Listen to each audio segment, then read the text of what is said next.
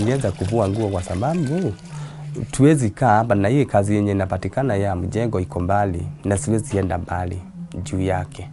Kwa hivyo mimi nikasema mama ako huku nitaongea na wao.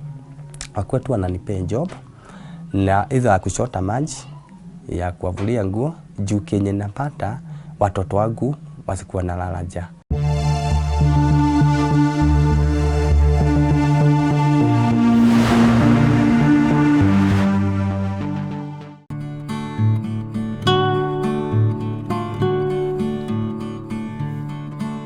Sitakuacha, tutakuwa na wewe milele na milele. Naitwa Gideon Welo na ni baba wa watoto wawili, na huyu ni bibi yangu anaitwa Rosaline Wawela.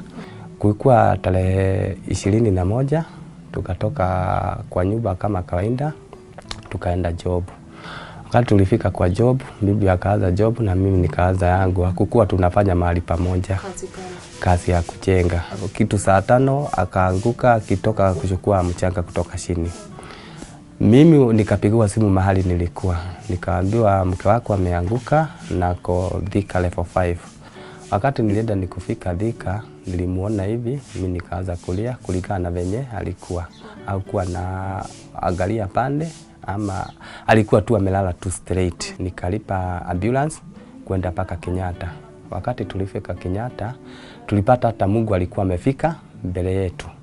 Kwa sababu Rosaline alienda na akashukuliwa. Alikuwa amevunjika spine hapa kwa shingo kanaitwa C5. Na ndio kalisababisha hiyo mambo yote ya kutupa nafsi. Akatibiwa miezi na nusu ikaisha, akapewa discharge. Nataka kula chakula.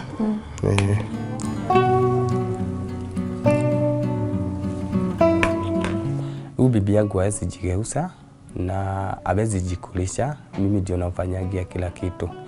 Anatumia ndaipa na anatumia galeta ya kutoa makojo yake.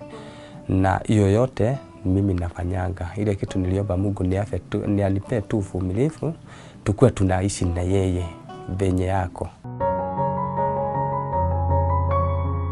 Kuna huyo mtoto wangu mdogo sana sana ananiambianga ndadi mama atapona nini, na mimi nikamwambia mama atapona tu, usikuwe na wasiwasi.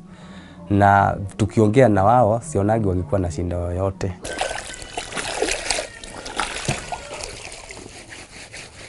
Nilianza kuvua nguo kwa sababu tuwezi kaa hapa na hii kazi yenye inapatikana ya mjengo iko mbali na siwezi enda mbali juu yake.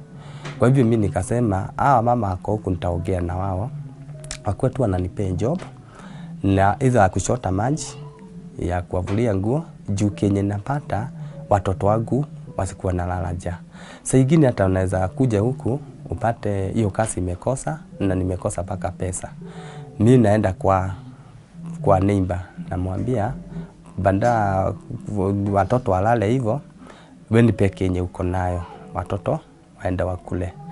Na kenye wananipe kesho yake najaribu juu chini nione kama nitarudisha. Kama nikikosa kurudisha mwambia fanya hivi, nipe kazi nifanye juu hiyo pesa ilipania hapo. Hizi kwa hapa hizi kuvua, hizi nalipango 200 ama sana ikienda nalipango 300. Kama hizi tulikuwa tulipishana 300. Nikipata kazi naambianga huyo mtoto wangu sana asiende shule juu akae na mama yake, juu na mimi niende niwatafutie, kwa sababu unajua tukikaa hapa na wanataka kukula na unataka mambo mengine, hiyo ni shinda.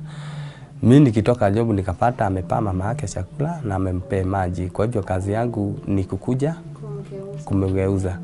kumgeuza na mgeuzanga after 2 hours juu ya kupata vidoda.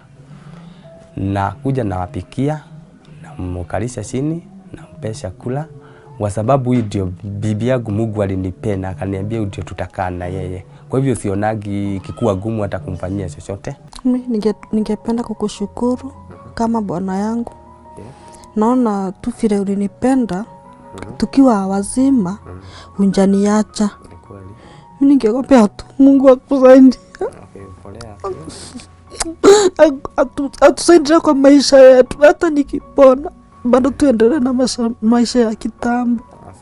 Mimi ningeomba tu Mungu aniponye, nione kama at least maisha yetu itaendelea kama ya kitambo. Mimi sina mambo mingi ya kusema.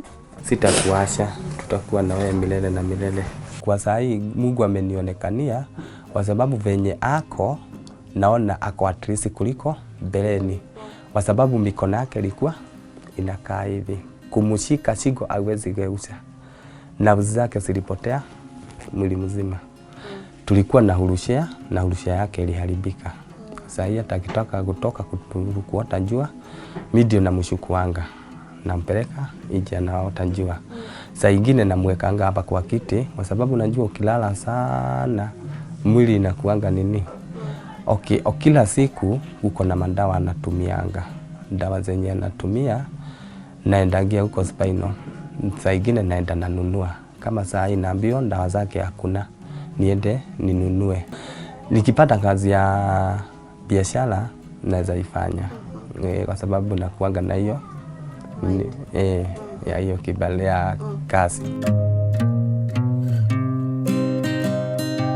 Nikitoka job nilikuwa napata amenipikia, ameniekelea maji, ananivulia nguo.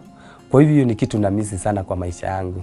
Turudi maisha yetu ya kama kawaida. Ukifua nguo na umangwa na mkongo? Naumangwa, lakini sionagi ati kusema naumwa, sababu nikisema na niko na watoto, naona uko na mtoto uko na study 8, unaona hapa kuna shinda.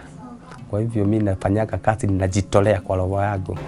Mungu tu wa Kenya waniombee, bibi yangu apone, amuke, tuwaze maisha kama kawaida venye tulikuwa naye mbeleni. Wakati Mungu amekupea mzigo na kwambia mzigo nataka uifanye, usikue na njia zingine za kando. We endelea tu na hiyo kibarua Mungu atakuwa amekupea, na mwisho utakuja kuona mkono wa Mungu.